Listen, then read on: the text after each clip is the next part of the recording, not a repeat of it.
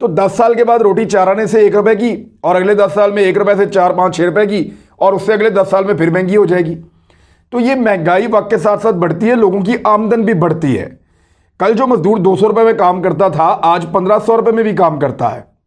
लोगों की आमदन के अंदर इजाफा हुआ है। तो यही वजह है कि महंगाई का लोग रोना तो रोते हैं, लेकिन साथ साथ उनकी आमदन भी बढ़ती है। ये एक फैक्टर है, और बहुत सारी चीजें उन पर बात हो सकती है, लेकिन एक लंबा वीलॉग हो जाएगा।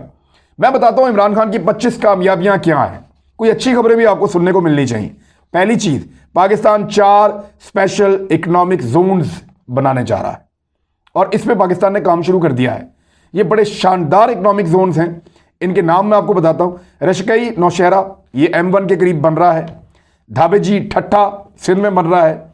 अलामा इकबाल इंडस्ट्रियल स्टेट फैसलाबाद, ये पंजाब में एक बन रहा है। बोस्तान बलूचिस्तान में, चारों सूबों में 4 बड़े इकोनॉमिक जोन्स बनने जा रहे हैं, और इनके अंदर जो बराह रास्त लोग नौकरी करेंगे, जो वहां पे काम कर रहे होंगे, वो 4,75,000 लोग, जबकि इसके साथ जो वाबस्ता लोग होंगे जिनका रोजगार लगेगा, वो लगभग 10 लाख से ज्यादा होंगे। तो 15 लाख लोगों को रोजगार मिलने जा रहा है इन 4 स्पेशल इकोनॉमिक जोन से, और ये बहुत जल्दी होने वाला है। बड़ी तेजी से वहां पे काम हो रहा है। दूसरा, गुज़िश्ता 1 साल से लगातार जो बैरून मुल्क से पाकिस्तानी पैसा भेजते हैं, उसको कहते हैं फॉरेन रेमिटेंस। जो बाहर से पैसा पाकिस्तान को भेजते हैं पाकिस्तानी कमाकर, वो गुज़िश्ता 1 साल से लगातार $2 अरब से ज्यादा है। हर महीने $2 अरब से ज्यादा है। और ये बहुत बड़ा रिकॉर्ड है पाकिस्तान के लिए कि वो गैर मुल्की पाकिस्तानी पहली दफा पाकिस्तान के ऊपर एतबार कर रहे हैं। वो अपना पैसा बैंकिंग चैनल्स के जरिए कानून के मुताबिक भेज रहे हैं। इस वजह से पाकिस्तान को फायदा हो रहा है। इससे पहले वो ऐसा नहीं करते थे। वो अपना पैसा बाहर मुल्कों में रखते थे, या अगर भेजते थे तो हुंडी करते थे, 2 नंबर तरीकों से भेजते थे। उनको लगता था कि ये हुकूमत उनका हक मारेगी, लेकिन पाकिस्तान की हुकूमत पे लोग एतबार कर रहे हैं, ओवरसीज पाकिस्तानी। और $2 अरब से ज्यादा, ये 2 अरब का ख्वाब था किसी भी हुकूमत का। कोई भी हुकूमत 2 अरब का फिगर कभी भी टच नहीं कर सकी।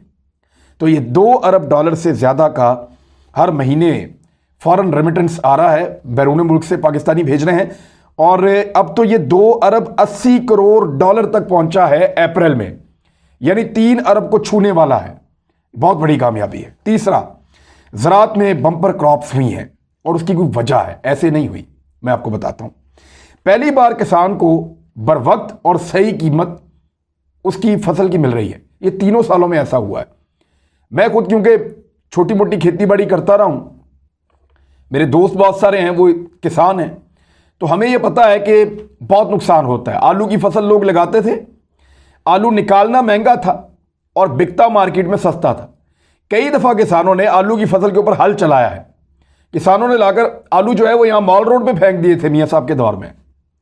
तो पीपल्स पार्टी के दौर में कुछ हालात बेहतर हुए थे किसानों के, या ये पाकिस्तान तहरीक इंसाफ के दौर में 3 सालों में किसान की कोई फसल नहीं डूबी। मैं चैलेंज के साथ कह रहा हूं, और मेरी ये किसानों के साथ बात हुई है, वो कह रहे हैं हम डूबे नहीं, तबाह नहीं हुए, माफिया को काबू किया है। गन्ने के किसान को पहली दफा जो है वो फसल मिली है। बंपर क्रॉप की वजह से जो इस साल में ज़राअत के शोबे से पाकिस्तान को मुनाफा हुआ है, वो 1100 करोड़ की इजाफी आमदन पाकिस्तान को हुई है। 1100 करोड़ की इजाफी आमदन पाकिस्तान को हुई है। तो ये किसान का फायदा है। कपास की पैदावार में 7-8 साल के बाद पहली मरतबा इजाफा देखने में आ रहा है, और जो है वो किसान खुशहाल हो रहा है पहली मरतबा बड़े लंबे अरसे के बाद। परवेज मुशर्रफ साहब के दौर में एक जंप लगा था किसान का, उसके बाद पीपल्स पार्टी के 2 साल अच्छे थे, फिर एक लंबा बुरा दौर था, और अब ये 3 सालों में किसान को मार नहीं पड़ी। हालांकि अभी भी कुछ पॉलिसीज हैं जिन पे काम होना चाहिए, और कुछ एक पैकेज भी लेकर आ रहे हैं किसानों के लिए, वो मैं बाद में जिक्र करता हूं। चौथा, पहली बार मोबाइल फोन पाकिस्तान में बनने जा रहे हैं। हम हमेशा मोबाइल फोन इंपोर्ट करते थे, कभी सोचा ही नहीं।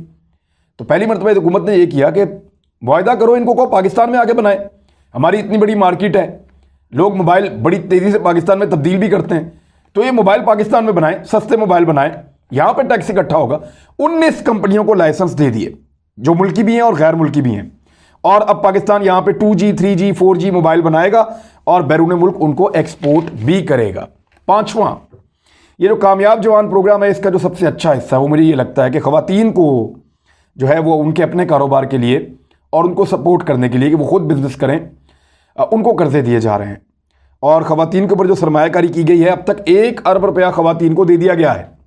और माशाल्लाह वो मेहनत करेंगी, वो आगे बढ़ेंगी और ख़वातीन की क्रेडिबिलिटी भी नॉर्मली ज़्यादा होती है, तो वो पैसा वापस भी आएगा और पाकिस्तान को उसका फ़ायदा होगा। छठा, अमेज़ॉन जैसी बड़ी कंपनी ने पाकिस्तान पर ट्रस्ट किया है और पाकिस्तान को सेलर्स की लिस्ट के अंदर शामिल किया है। इससे पाकिस्तानी ताजर फ़ायदा उठा सकते हैं और पाकिस्तान दुनिया भर में अपने इमेज को बेहतर कर सकता है। इसका बहुत फ़ायदा होगा अगर हमने इसको पॉजिटिवली इस्तेमाल किया तो। सातवां नुक्ता, रवां साल जो तरक्की की शरह है, सब लोग कह रहे थे पाकिस्तान नेगेटिव में जा रहा है, लेकिन हैरान हो गए उस वक्त जब स्टेट बैंक का डाटा आया कि 3.94% शरह नमू पाकिस्तान की है। और यह पाकिस्तान खाली नहीं कह रहा, यह आलमी रेटिंग एजेंसी मूडीज ने दावा किया है कि पाकिस्तान दुरुस्त सिमत में है और अगले साल मजीद रफ्तार से तरक्की करेगा और यह 4%, 4.5% से भी ऊपर जाएगी। तो यह मूडीज की रिपोर्ट है। गुज़िश्ता साल बड़ी मनफी खबरें थी, कहा जा रहा था कि कोलैप्स कर जाएगा पाकिस्तान, लेकिन पाकिस्तान ने अगले साल के लिए जो हदफ रखा है वो 4.8% का टारगेट सेट किया है। और इस दफ़ा ये कोई लफ्ज़ों का गोरख धंधा नहीं है, पाकिस्तान आगे बढ़ रहा है, तो आपको नज़र भी आ रहा है। आठवां, नैब ने 1999 से लेकर 2017 तक 18-19 साल के अंदर 19 साल लगभग, इतने सालों में जो पैसा रिकवर किया बेईमान, करप्ट और चोरों और लुटेरों से, 18-19 साल में जो पैसा इकट्ठा किया वो था 290 अरब रुपए। 290 अरब रुपए। और अब जब 2018 में पाकिस्तान तहरीक इंसाफ की हुकूमत आई तो अगले 2.5 सालों के अंदर उन्होंने जो पैसा इकट्ठा किया, एक तरफ 18-19 साल 290 अरब और एक तरफ 2.5 साल, और कितना पैसा रिकवर किया? 484 अरब, यानी उससे तकरीबन दुगना पैसा रिकवर कर लिया और इंतहाई कम वक्त के अंदर। एक तरफ 18 से 19 साल में 290 अरब रिकवर किए और एक तरफ 2.5 साल के अंदर 484 अरब रिकवर किए नैब ने। तो ये तो हो गया जी आपका एहतसाब वाला पोर्शन।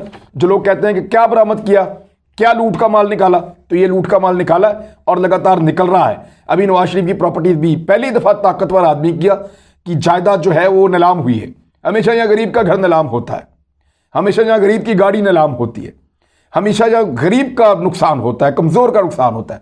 पहली दफा ताकतवर माफिया पे हाथ पड़ा है, वो मोहम्मद बूटा ने नवाज शरीफ साहब की प्रॉपर्टी खरीद ली है, तो ये भी पहली दफा हुआ है। नौवां, पाकिस्तान के नेशनल ग्रिड में पहली मर्तबा एटमी बिजली शामिल कर दी गई है। ये पहले भी थी लेकिन जो बड़े पैमाने पे हुआ है ये अब हुआ है। और 105 मेगावाट बिजली जो है नेशनल ग्रिड में चली गई है और 1100 मेगावाट टोटल बिजली जो है ये K2 जो नेशनल बिजली घर एक बनाया गया है एटॉमिक या जोहरी तवानाई से, वो 1100 मेगावाट बिजली देगा। और इसी सलाहियत का K3 2021 के आखिर तक मुंसलिक हो जाएगा, वो भी इतनी बिजली देगा। तो ये एक बेहतर, सस्ती और जो है माहौल दोस्त जो बिजली है पाकिस्तान बनाएगा। और दिसंबर में एटमी ईंधन की तरसील हुई थी यहाँ पे पाकिस्तान न्यूक्लियर रेगुलेटरी अथॉरिटी की इजाज़त के बाद, और फरवरी में इस प्लांट पर हिफाजती टेस्टिंग और जांच पड़ताल करने के बाद अब एटमी बिजली शामिल। पहले ये क्यों नहीं कर रहे थे? इसलिए कि ये बिजली आपको कमीशन नहीं देती, यानी इसमें तेल का कमीशन नहीं होता, इसमें जो पावर प्लांट लगते हैं, बिजली घर लगते हैं IPPs, उनका कमीशन नहीं होता, तो इसलिए सियासतदान इससे भागते थे। तो अब ये शामिल हो गई है, एक हो गई, एक और होने वाली है और ये बहुत बड़े पैमाने पे बिजली बनाएंगे। 10वां, मुल्क की तारीख में अयूब खान के बाद पहली मरतबा बड़े बड़े डैम्स बन रहे हैं और बहुत तेज़ी से उनके ऊपर काम हो रहा है। मैं अभी गिलगित बल्तिस्तान से आ रहा था, वापसी में फ़्लाइट कैंसिल हो गई, तो वहाँ से मैंने एक गाड़ी ली, मैं खुद ड्राइव करके आया, तो मैंने देखा दासू डैम पे, देम्र भाषा डैम पे बहुत तेज़ काम चल रहा है। मैं रात को जब वहाँ से गुजरा तो वक्त था ऑलमोस्ट मेरे ख्याल में कोई, क्योंकि 12 बजे हमने खाना खाया था, चलास के पास तो कोई 2 बजे का वक्त होगा, 2-3 बजे का वक्त होगा। तो रात को 3-4 बजे, 2-3-4 बजे भी वहाँ पे काम चल रहा था और वहाँ ट्रक आ जा रहे थे, मसनूई रोशनियाँ लगा के लोग तेज़ी से काम कर रहे थे। तो ये बहुत बड़ी कामयाबी है कि डैम्स के ऊपर बहुत दहाइयों के बाद पाकिस्तान में तेज़ी से काम हो रहा है। कई छोटे छोटे डैम्स बन रहे हैं। ये डैम ना सिर्फ हमें सस्ती बिजली देंगे बल्कि पाकिस्तान के अंदर बहुत बड़े पानी के ज़खायर बन जाएंगे, जो हम अपने माहौल को बेहतर करने के लिए, अपनी ग़िज़ाई ज़रूरियात पूरी करने के लिए और अपनी अजनास उगाने के लिए ये पानी हम इस्तेमाल कर सकेंगे। 11वां, CPEC परवेज़ मुशर्रफ साहब के दौर में शुरू हुआ, सरदारी साहब के दौर में आया, नवाज शरीफ साहब के दौर में आया, अब इमरान खान साहब के दौर में आया। सब इस पे काम करते रहे। इस हुकूमत ने उस पर और काम तेज़ किया है और इसको मज़ीद वसी किया गया है। सरमायाकारों को कानून और पॉलिसीज़ में सहूलियात फराम की जा रही हैं। इमरान खान ने जो वीज़ाज़ हैं सरमायाकारों के लिए या जो उनके लिए काम करने की सहूलियात हैं उनको अलग किया है और उनको बेहतर बनाने के लिए काम कर रहे हैं। और ये अब CPEC को पूरे एशिया तक फैलाया जाएगा, यानी सेंट्रल एशिया को हम साथ जोड़ रहे हैं, ईरान और तुर्की को साथ जोड़ रहे हैं। तो ये पूरा खित्ता अब एक हब बन जाएगा और पाकिस्तान यहाँ पे एक मरकज़ होगा उसका, इस पूरे खित्ते का CPEC के ज़रिए से। तो ये एक बड़ी कामयाबी है। 12वां, अफ़गान बॉर्डर के साथ 17 नए बाज़ार तामीर किए जा रहे हैं। अच्छा, ये सारे लोग स्मगलिंग करते थे, कोई मंशियात की, कोई असले की, कोई गाड़ियों की, कोई इलेक्ट्रॉनिक्स की, कोई कपड़े की, हर चीज़ की स्मगलिंग अफगानिस्तान से पाकिस्तान में होती थी। बाढ़ लगा दी पाकिस्तान ने, दहशतगर्दी रुक गई।